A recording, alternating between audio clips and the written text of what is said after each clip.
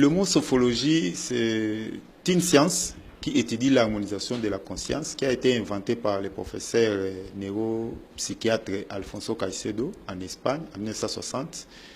Le mot sophrologie vient des préfixes grecs. Sos, ça veut dire harmonie. Phrène, ça veut dire esprit ou conscience. Et logos, discours ou étude. C'est que sophrologie, c'est une science d'harmonisation de la conscience. Voilà, la sophrologie vraiment nous aide presque dans tous les domaines parce que ça permet à l'homme d'écouter son corps, ses ressentis, son âme, son esprit, d'entrer dans lui-même pour connaître ce qu'il est. Et ça lui permet de s'adapter. La sophrologie est utilisée, bien que ça a été né en neurologie, c'est-à-dire en psychiatrie, à l'hôpital. D'abord, c'est utile en matière de santé parce que ça permet aux malades de se prendre en charge, de s'auto-guérir. C'est que ça aide le malade à guérir beaucoup plus vite, en suivant bien sûr tout ce que le médecin va prescrire, mais avec des exercices de sophrologie, le malade guérit vite et guérit mieux, et s'adapte.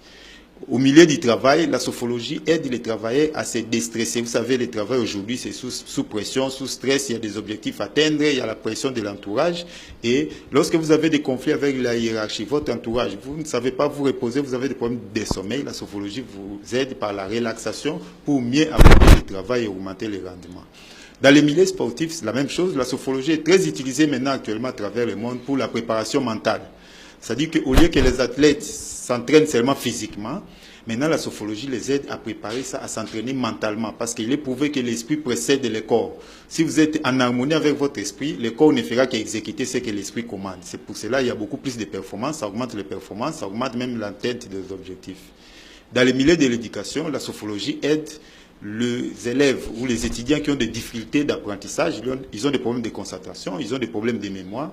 La détente et la relaxation leur permet d'augmenter leur capacité à retenir et ça leur aide par rapport à ces études. Voilà à peu près à résumer les 4 domaines où la sophrologie est utilisée, mais tout le monde peut utiliser la sophrologie par rapport à ses problèmes, par rapport à ses projets, et la sophrologie permet vraiment de se détendre, de sortir du cercle vicieux du stress.